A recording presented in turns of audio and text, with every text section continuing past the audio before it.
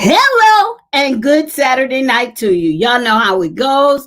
We have been here now for some time. And as usual, I am super excited because I am walking into everything. Stuff I didn't know God had for me, I'm walking into now. And I appreciate God for that. I'm super duper excited about tonight. I have two women who have blessed me tremendously, blessed my life, my children needs to be very glad, and we're going to talk more about that. So I'm going to go ahead and bring on my guest, and then I'm going to do something else. So please welcome with me my guest panelist for tonight. She is my sister. She is my friend. We have had some confidant moments, and I love her, the Mrs. LaKisha M. Collins. And she is mama to a bunch of people, but literally, physically, biologically, mommy to Keisha. And so I am excited about hearing what they are going to say to us together. Mama Elvira Northington. Yay! And the crowd goes wild. So I'm so excited to have these ladies. Before I move into our topic of discussion for tonight, you all know I usually highlight a ministry or an organization. And I have been asked specifically not to highlight business wise, so I won't, but I have a special highlight tonight. I did not think she was going to be here, but it's that type of friendship that say, I got your back. And so my super highlight is a happy birthday to my friend, my sister, my backbone so many times. And she is right here with us again in the background working support. So today is Latasha's birthday. So happy birthday to you, Latasha. It's only that sister girlfriend that says it's my birthday. But I know good and well you're going to mess stuff up if you try to do this in production. So I'm going to come have you back. So I love you dearly. Thank you so much. And that is my highlight. Latasha has had my back, and I appreciate her more than words can say. So moving on, tonight's topic, and we're probably going to expand it a little bit. Initially, we were just going to talk about foster care and adoption, but I've heard from so many people who have not officially gone through the foster care or adoption system, but they are raising nieces, they are raising nephews, they are raising grandchildren. And so tonight, we're going to talk about unconventional parenting. We're going to talk about I'm raising somebody, excuse me, and I did not give birth to them, but I am still called to nurture and to parent and to pour in love. And sometimes that is something that I found I needed somebody to help me in because it was a whole new world for me. And so these two women have helped me tremendously in that. So I'm going to start with Mama E. And I want to ask you first and foremost, tell us a little bit about your background in foster care and adoption. How long have you been doing it? What made you decide to go into the foster care and adoption realm? Well, I've been taking care of children as long as I can remember. Actually, we're celebrating my brother's birthday, who was 59. And I would say he was the first baby, was placed in my arm, and he's still with me today. So that was my first, and I was a child then. So I guess caretaking is just what my calling is. So I've been doing it all my life. And as far as going into foster care, I could say I nurtured a lot of children from church and the community. And when I came back to Buffalo, one of the parents said, you really should do foster care. And we fought it, and I fought it, and I fought it. And then after my mom passed, and I just said, okay, we'll do it. But our intention was only to foster. We were never going to adopt. And workers today still tease us because they always remember how adamant we were about not adopting, and then we ended up adopting 5, of course. So that's how I got in foster care. Now you've adopted 5, but I got a feeling you're probably like my parents.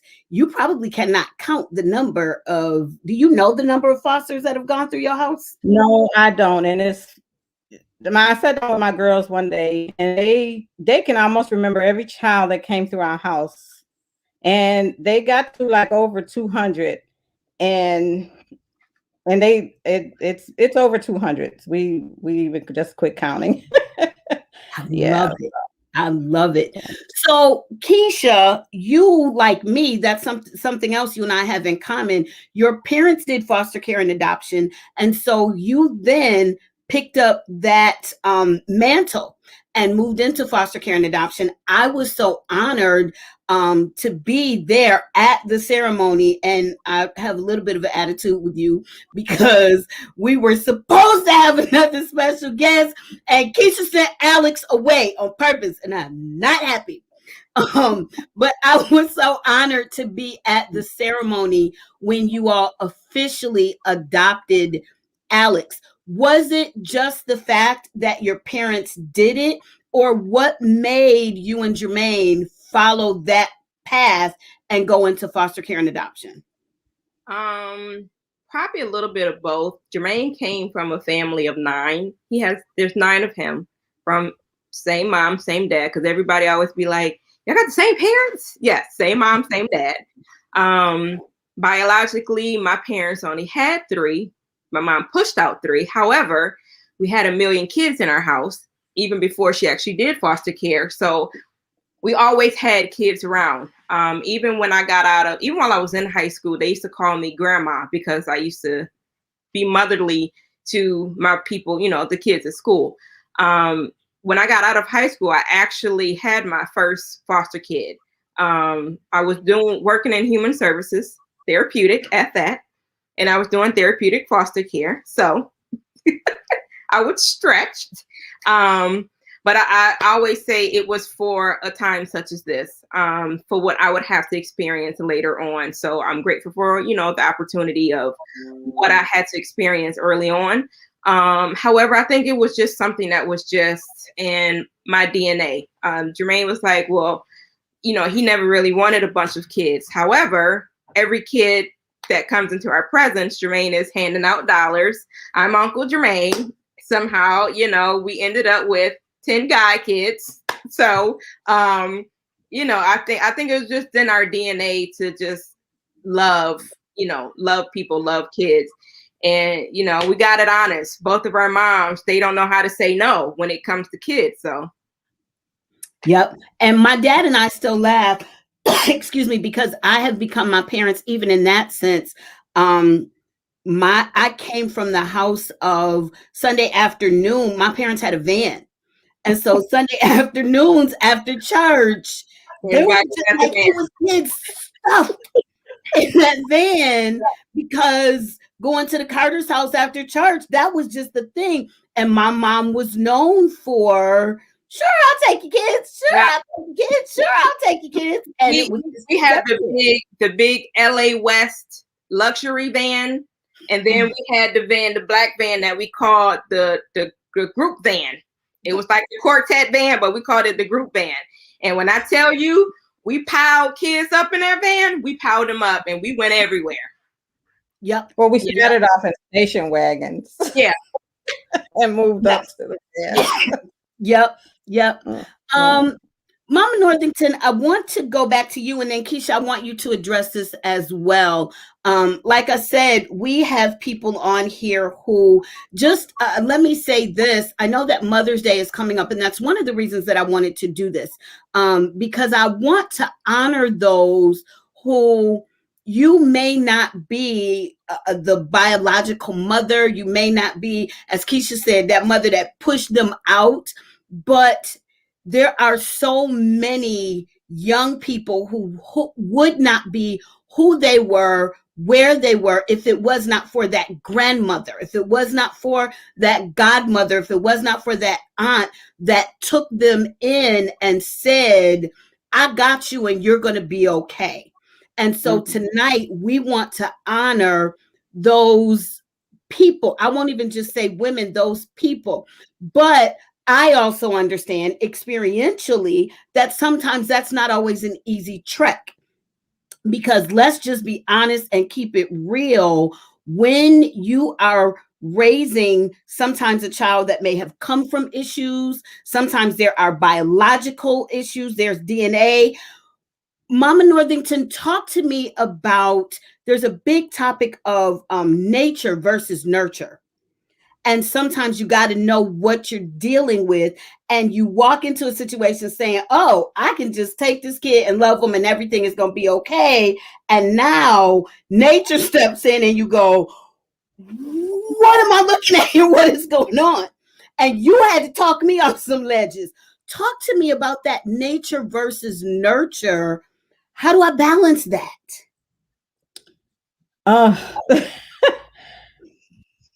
I don't even know where to start. First, you have to have an understanding of children. Mm-hmm. And I push training. Well, I've been, let me go back. I've been a part of the Foster Families Association for long in its existence since 2003. So I push training. And once you need that understanding of each individual child, because every child is not the same. You can't bring a child in your home and think you're gonna love it, it's gonna be okay. You're gonna give it everything it needs and it's gonna be fine. First and foremost, you have to have that understanding yourself. And then you have to be ready to face the challenges, the battles, or whatever comes with it. So it's a lot of giving. I don't know. It's A lot of sacrifice, unexpected sacrifice. yeah, a lot of sacrifice. Yes, definitely so. Thank you, Keisha. It is, and it's so much more than people think of just bringing that child home and it's going to be okay. So basically that's just it. It's, you got to look for supports and you got to be willing to accept the supports. And you can't think that it's either your way or the highway. You're going to do a lot of changing. That's good. A lot of changing. And you have to be willing to make the changes. And I mean, I can go on forever, but it's a difference. It is different, but it's not different because even with your own children, you have challenges. But when you take in another child, you're dealing with other DNA. You're, you know, the challenges that they have like trauma, the abandonment, all the issues and feelings that those children have to face their own. You have to face it with them. And first, you got to understand it. So, as far as nurturing, I take each child as my own, with the understanding that I know that there is another part to them. There's another part of life that's out there that they had, as far as DNA goes. So I love that. And I love that piece you just said, to say I love them as my own, with the understanding. Like I'm not, and I think that's where so many people, of which I was one, and that's one of the reasons I wanted to do this segment, because I will be very honest, my parents did foster care and adoption. I watched what they, went through in certain instances, and I still had this level of naivete, like, and there was just some understanding. I was like, what in the world? Some stuff slapped me off the left side. And I remember standing in front of you like, oh, and when I think, to your point, once you grasp that understanding, it changes your world. Keisha, did you want to talk to that, especially that nature versus nurture piece? A lot of times doing foster care and adoption, it would allow you to see, you have to be willing to be open to change, as she was saying, because a lot of times you'll see behavior in your kids and you'll deal with them a certain way. And then you look at your foster kids and they may have similar behaviors, but because they're in care, you can't deal with those kids like you would deal with your own kids.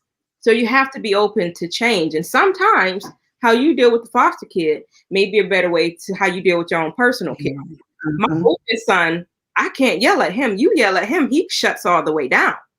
Versus you yell at Alex, and he, okay. So, it's like you really have to learn the kid, and because they're kids, they're changing every day. We realized even with, with Alex, having him since, he's been around forever. But every now and again, a new little something pop up, and we like, wait a minute, here we go. We're on the roller coaster. But you got to be ready, because you never know what's going to hit.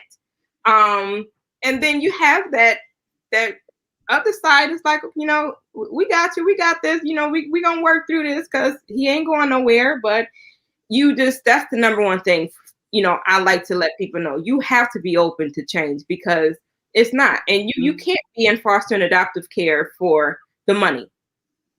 You can't, because with all the roller coasters between court dates and visitations and all that, it's a lot. And that's a part of the sacrifice that I was saying. Even with Alex, 1 minute we thought, oh, he gonna lose his eyesight eventually. So we had to prepare ourselves to start doing all these doctor's appointments. But thank God he didn't. We thought he was going to have to need all these services, but we kept working with him. We're gonna work with him like we work with the kids. He didn't need it. So you got to be open to change and be ready to change your schedule and your life, for the kids. Absolutely. When you brought up court dates, I tease Soraya right now. We laugh about it because I got Soraya a week before her first birthday. Soraya was 4, going on 4 when we finally signed the adoption papers. So I tease her all the time, and I say, listen, I hear all those mothers say, I was in labor for 17 hours with you. I was in labor for 24 hours. I said, look, girl, I was in labor for 3.5 years with you. I was in labor, because to your point, it was like court dates, and then you're going back and forth, and this family member is coming forth, and now you don't know, and am I going to lose? And it was labor. Yeah. But it was a labor of love. Yeah. And Keisha, and anybody out there, everybody knows this kid, you could not almost convince her that she is not a part of my body. That she's a mama's girl. And, both of my girls, I had to learn. And it took, I literally remember. And I think Keisha was at your kid's concert. And I stood in front of Mama Northington. And I was like, this is it. I don't even know what to do. I don't like, and I'm only saying this now because we laugh about it. Soraya and I now laugh about it, but I'm being very honest. And some people are going to say, you shouldn't have said that online, but she was right there. She knew what we went through.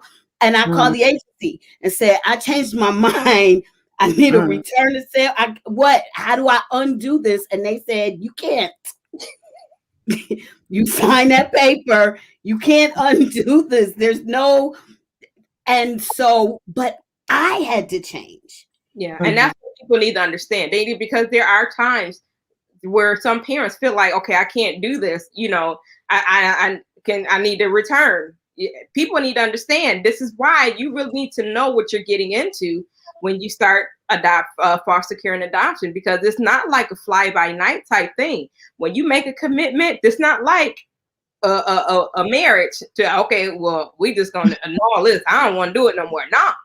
I've learned over the years. That's why support is so important, because a lot of times when a parent said, I can't do this, they're just asking for help. Yep. Yeah. And they're asking for help most of the time. And it can get strenuous at times. Support system comes in at when you take the child in and you think, oh, I got this, I can do this. No, I don't care how smooth it's going at that moment. At some point in time, you're going to need it. And so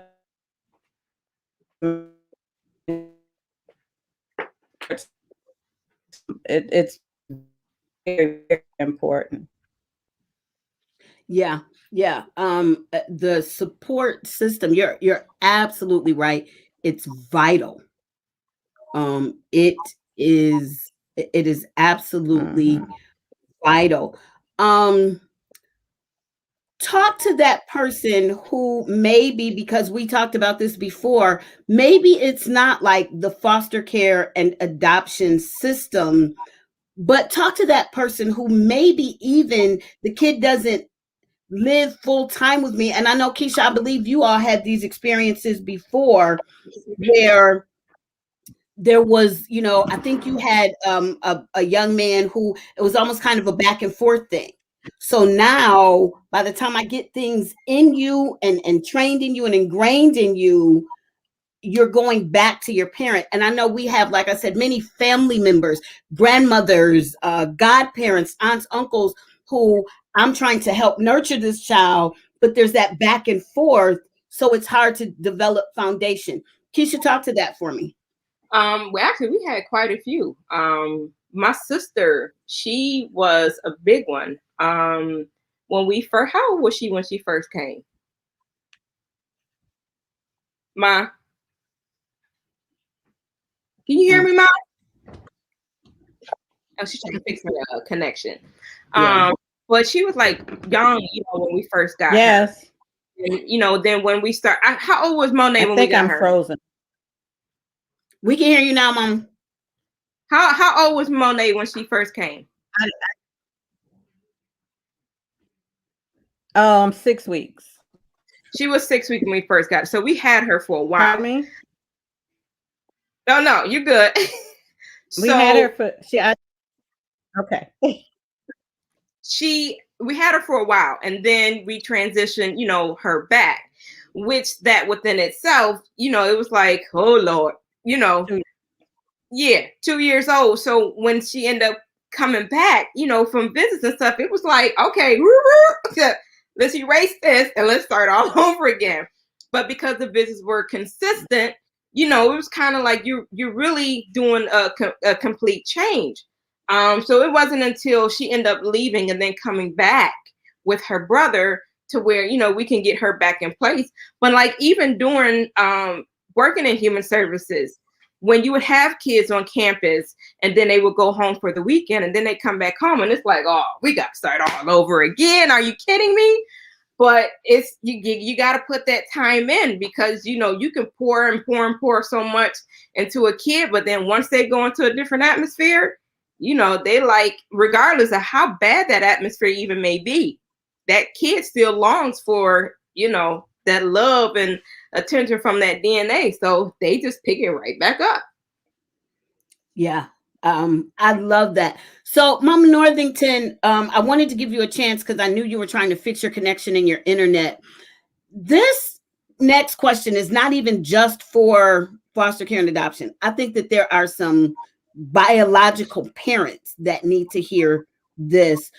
You talked to us about the supports and needing the support, but I want to talk about that vital importance of counseling and being willing and open, because that is still something as a community that we struggle with.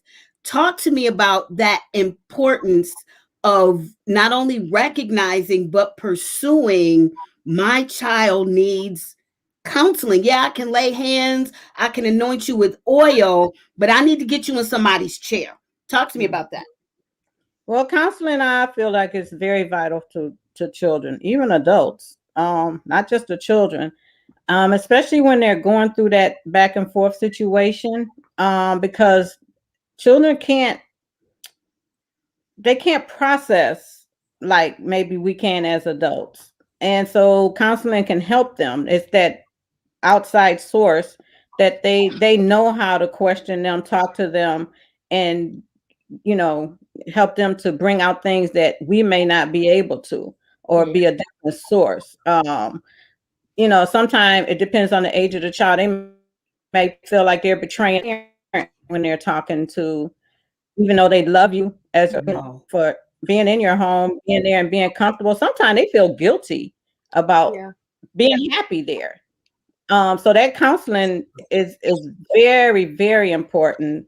So they can sift through all the things that we may not be able to sift through, and they have that extra support out there that can help them work through things that we can't help them work through. And then even get the feedback from them to bring back to us, to let us know what we may need to do different, what that child may need that we haven't, figured out at the time. I love that. Keisha, did you want to add anything to that? Nope, I'm just trying to tell my kids to be quiet in the back. That's why I told Jermaine to take the baby. I should have told him to take the other one. That was all. But no, she is right. Because if we be honest, even though sometimes our adults, especially when you are in a relationship or you're married, sometimes you receive things better from an outsource than you do the person that you're with. So that's why I'm 100% for counseling. So I will be very transparent. One of the things that has blessed my whole entire life is I can remember a day where you called me on the phone and said, Shan, sis, you got to get your baby some help. She needs some help. And I made a phone call to start that process. But what I bless God about is not only did it get her help, but just like Mom just said, it changed me. mm-hmm. It really, it's her counseling session, but I tell people, no, we are in counseling because the counselor is able to help me. It's almost like an interpreter. You're not To help me see some things and say, well, no, Miss Carter, this, you need to try this like this, because she's thinking. And what I appreciate is we'll start the session together and then I'll leave the room so that she can have full and complete confidentiality. And I need you to be able to talk freely.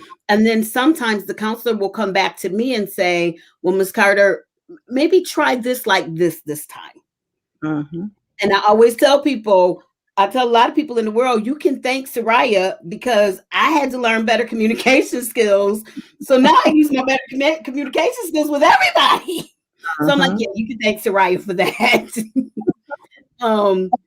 Because life is just different. But yes, to your point, we needed that third party intervention.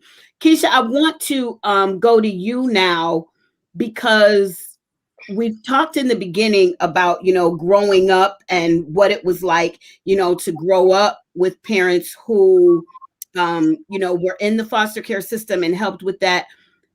How do you think that having your parents open their home like that, aside from you doing it, how do you think that helped you? What did that mold in you as a person?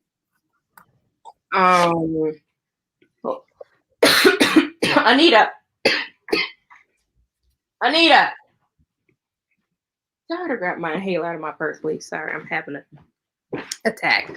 For me, I think it just not to be selfish, because I've been blessed all my life. Growing up, we thought our parents were rich. We thought we were the Joneses, even though that's my mom's maiden name. We thought we were the Joneses. Never knew struggle. We never seen it. So I just thought, we was always the people. But it taught me not to be selfish, and it taught me to give what I had, even if sometimes it may have been, my last energy, my last time, whatever it is. That's what it taught me to be. It taught me how to love and appreciate life and to appreciate what little I did have. Because, growing up now, our parents be like, man, we weren't rich. Oh, we had to do this and we had to do that. But looking back, it's like, well, man, they was able to feed all them people with just work. Like, we always had kids at the house. But it taught me how to better manage myself. It taught me how to give, to love, and just, to be that fruit that God wants us to be, unselfish. So, we didn't lack for nothing. I will say them kids got a lot more than what we got. You know, Shannon, that change that she was talking about, you know, because I got a couple of war marks, you know what I'm saying? Boston adopted kids ain't get. Like, wait a minute. Wait a minute. Let me cut you off. So she's true. Now, let me tell you, when you talk about change, I have to with the change. That's what we saying. Yeah, I do. I have to, and I set my birth children, them children she said I pushed out, and a couple of nieces and nephews that I kind of had to put it on. I set them down, and I had to apologize to them. And I did. I took my children, even though they were older then, it was too late, but I apologized to them because you do what you know. What you know. Yeah. And when I learned a different way, I did a different way. Oh, this is so good. I learned you don't have to beat your children. I didn't beat them, but you don't have to spank them. That's not the only way to get your children to do what you want them to do or what they need to do. And so, yeah, I did. I had to apologize to them, and I did parent different from that point on, which I think is what was helpful to them, because I look at them now sometime and I say, oh, so, you know, they didn't like the way I parented at the time, but I see things that I did that they do. And even with the spanking, when LaKisha started off spanking hers, I'm like, baby, you don't have to do that. And all she could remember was the spankings that she had. She had to learn to sit and talk to them. And now she talks to them. I think their conversations, they go beyond what our conversations were, from what I understand. So yeah, I did. You learn, you know better, you do better. Yeah. And there are different ways that you can parent. So yeah. And I even for us, and I want to just say this again, I think that there are so many biological parents that needed to hear what you all just said. Because I remember, and I've, talked before about when I was standing in front of you in tears, and I'll never forget the statement you said to me. And you said, you can't parent these kids these days the way your parents did. You just can't. And I found that to be so true. Mm-hmm. And I think, and I'm so glad you all brought that up, because there are times that I know, like, I try to don't go preacher deep when I'm on here, but I know I just feel it so strongly and greatly in my spirit that there's somebody watching, that it's not even like foster care, adoption, even your biological children, you are struggling. And it's like, it is literally this, because you are at war and you cannot parent. And in no way am I talking against, because I love it, Mama Northington, when you said, when I knew better, I did better, and parents, I believe that parents do the best that they can, but you got to back up, right, and give yourself and that child room to breathe. It's almost like but your anger, and that's what I had to learn even with Soraya. When I would go here, Soraya was there. And I had to learn how to start keeping myself at a certain level, because I didn't realize I was doing more damage. Amen. Yes. I was doing more damage. So yeah, that's not even just foster care and adoption. That's parenting, period. I wanted to go back, and I looked at my questions. Mama Northington, tell me, so you've been doing it so many years. This might even be a hard question to answer. What was one of your greatest struggles? What is one of the greatest struggles that you can remember in your years of doing foster care and adoption that you had to overcome? Oh, saying no. Huh? Saying no. Well, that was really your dad's problem. No, that was yours. Don't be putting that on my dad. Saying no. She had a full house and would still say, "Oh, come on." Yeah, I guess so. That probably was one of the struggles. But I mean, because we always had room. It was just, Shannon, hold on. Did grandma always have room? No, we made room. Exactly. We made room. That's right. Grandma never said no to me, so. Oh my God, goodbye. I mean, it was always room. It was, but I did learn to say no when it came down to me and hubby. When we needed that space, that time, I did learn to say no then. But yeah, no is, because what's one more kid? More work. Prove my point. But really, but you have to honestly say, in my home, the more it was, the merrier it was. It was calmer when I had 10, 15 children here than it was if I only had 2 or 3. Yeah. It was. Because they kept each other company. Exactly. They helped take care of each other. I get that. Yes. And they all learned to work together. It was easier. I love it. Keisha, what was one of your greatest struggles? I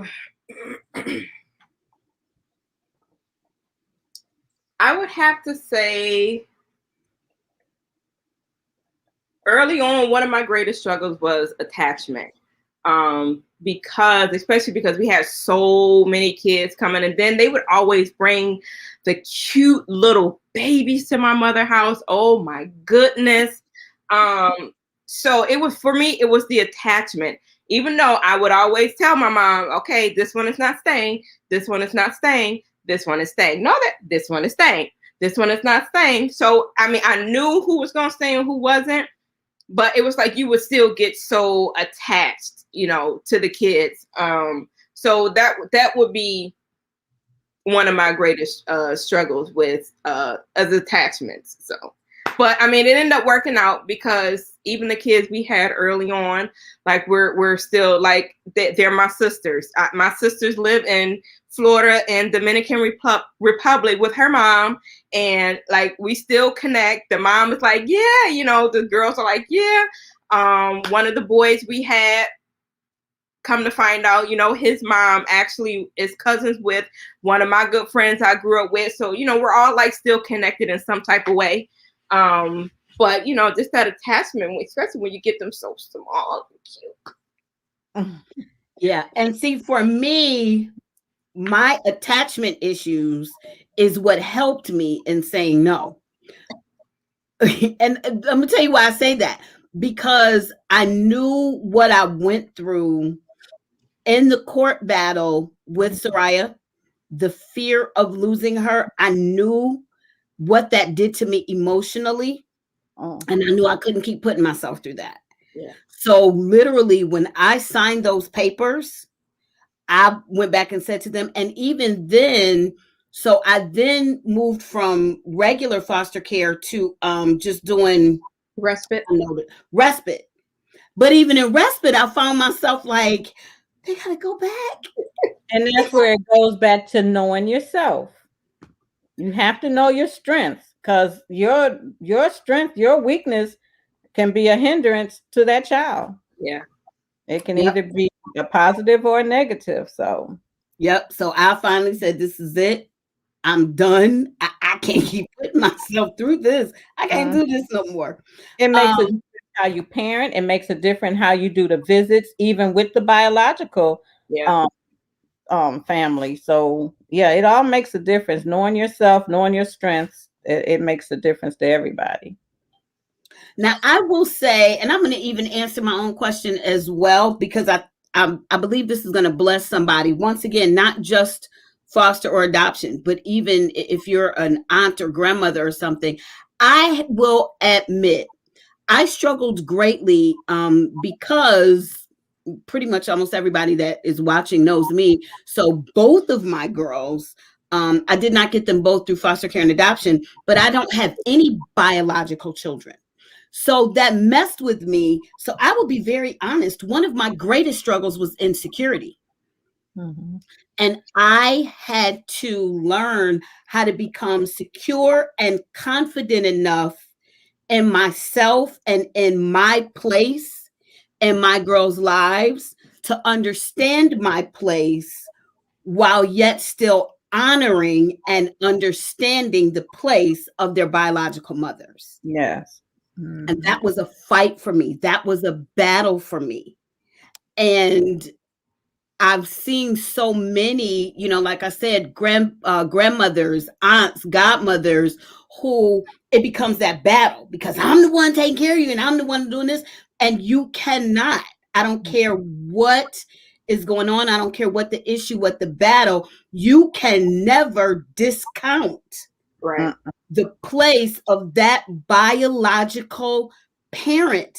And Nope. when I learned how to do that, when I learned how to say to both of my girls, God has blessed you because he has blessed you with a mommy that is raising you, that loves you dearly. But God blessed you also because you had a biological mother that loved you. But because of some different issues, she could not take care of you, but she loved you. But I had to do some work on myself to Yeah. get to that place. Talk to me about that and about that, because I know Mama Northington, that's something that they teach it in the foster care training, but emotionally, I think a lot of people struggle with that. Talk to me about people who struggle with the tie that a child may have with that biological parent.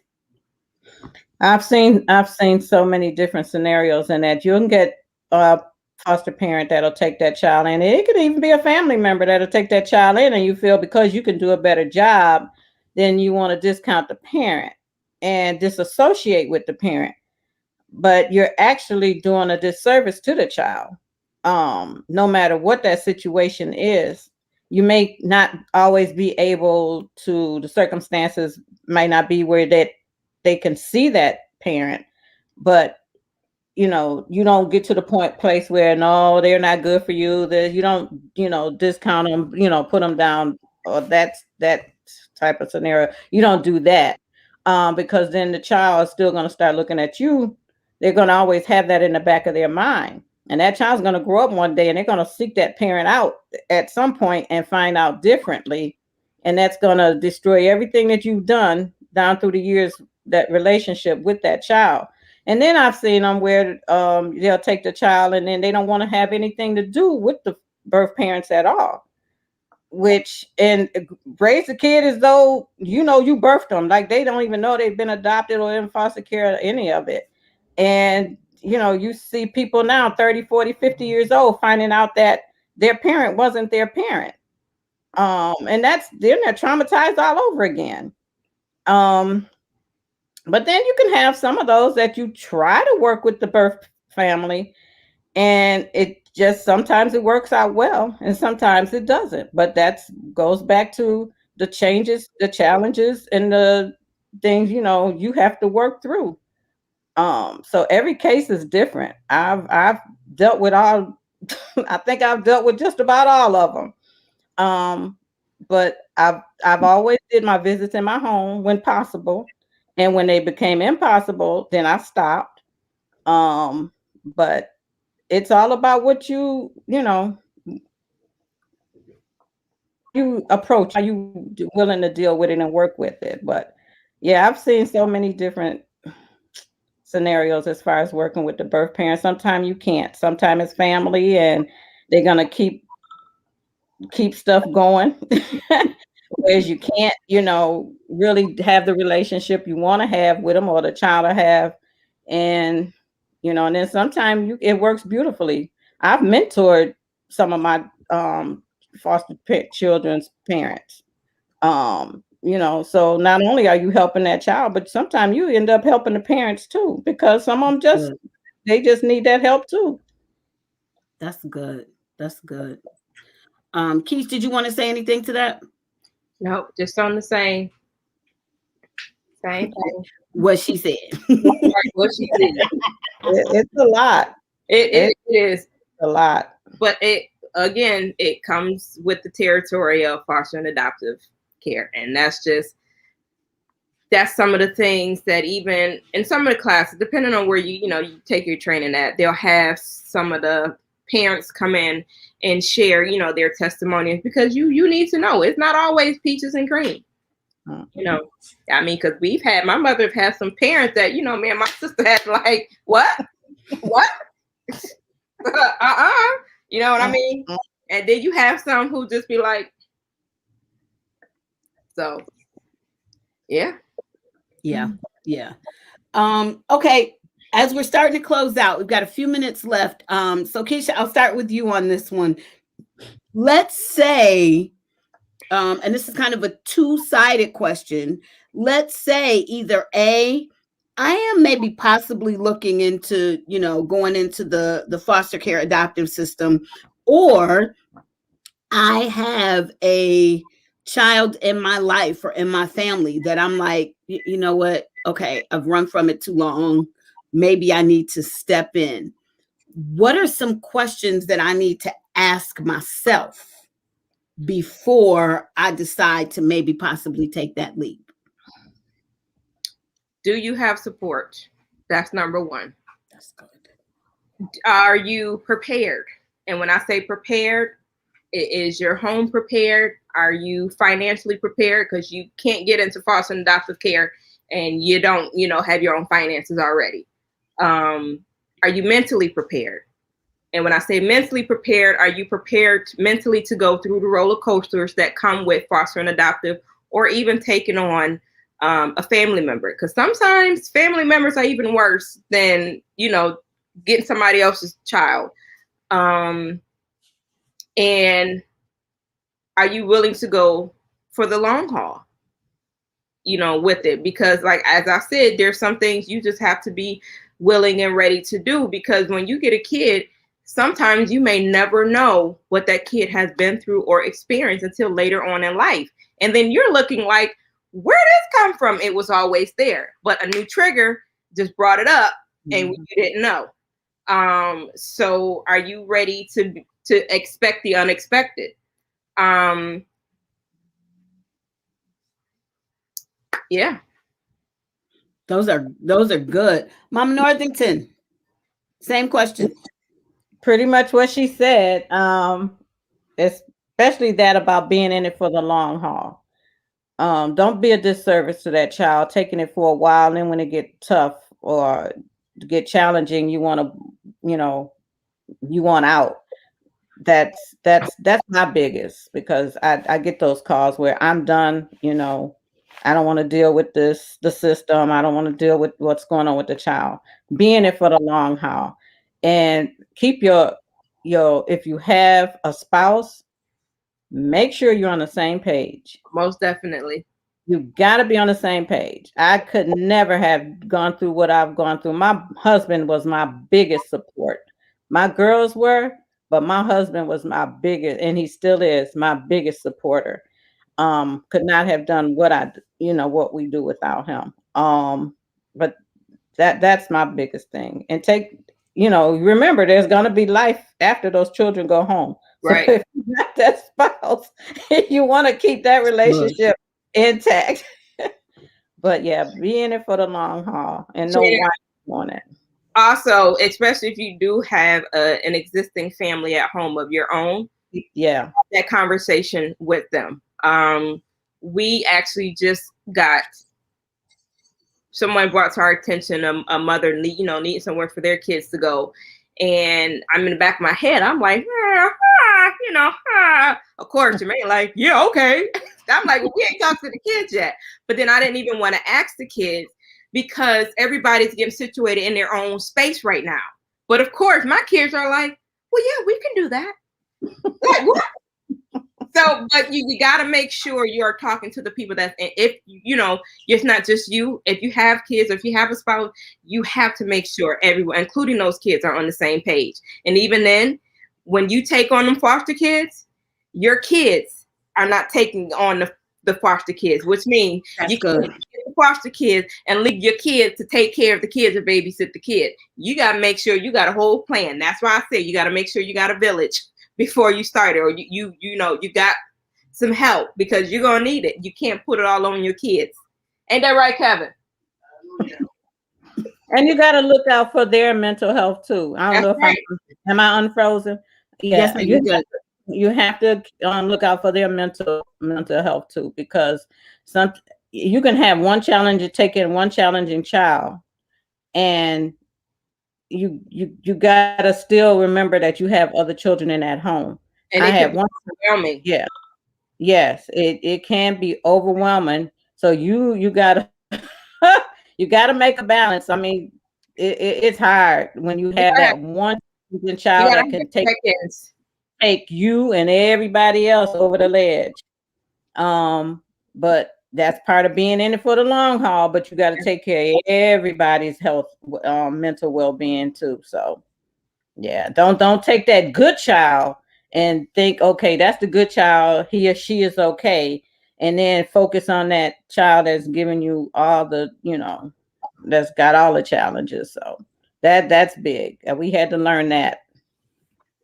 That's really good. And, and I love when you all talked about including, the kids, because I'll be honest. I don't plan on going back into foster care and adoption. I'm good. My two children that I have my whole heart. They have my whole life, all my heartbeats, and they know it. But I have to be honest, even when it comes to my godchildren or children from the church, sometimes I've had to have conversations with my kids, because I'll go to say, well, I'm going to such and so. I'm going to invite this one. I'm going to bring that one. I'm going to bring that one. I'm going to bring that one. And one day Jenny said to me, she was like, we got to take somebody else everywhere we go. That's Kevin. It's always those. And that's why I said you got to make sure you're doing check-ins with your kids, because Kevin, he's the introvert. He's the quiet one. But you bring too many kids up in his house. Kevin, like, wait a minute. Wait. It's too much. Too much. Yep. And so I will now, when I'm planning a trip or I'll say to my kids, okay, this is what I'm looking at. What do you guys think about inviting this one, this one, this one, this one, this one? Or would you rather just have some time with mommy to yourself? Because sometimes they just need mommy. Yeah. They just need mommy, and mommy is giving so much to ministry and to this one and to that one. Then when they get the one chance to get me, I'm like, oh, let's bring in 12 other kids. My kids are like, no, ma'am. But then there are other times that, because I have trained them well and they've been a part of that, they know how to give. So there are other times that they are like, Mom, let's take such and so and let's do this and let's do that. And so it's something I really have to be prayerful and discerning. So ladies, I thank you so very, very much. On that note, please join us in 2 weeks from tonight. I think that's the 22nd. I wasn't going to say it. It was going to be a surprise, but I'm going to go ahead and say it. There's one other guest that don't know they a guest yet, because I just had an idea and I got to reach out to them. But I think I'm going to have one other guest.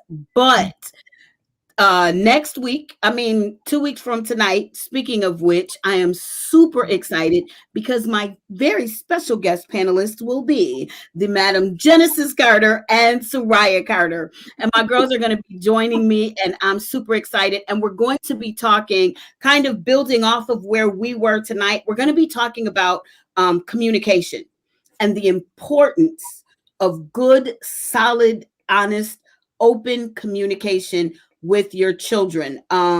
This thing from with the Buff State, we've been looking at the whole, even back from George Floyd, like my kids have come to me with questions and I'm like, oh.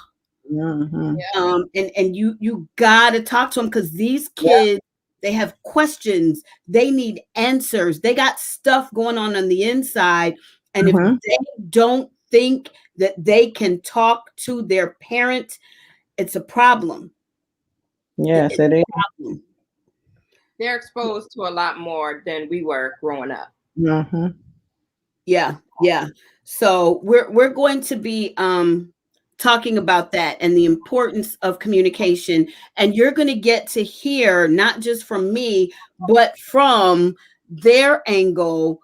I said to Jenny, I want to talk about what makes you feel open, what closes you up, and so I want you to be able to hear from them, because my kids may be able to say some things that will open the door for those of you watching to communicate with your children.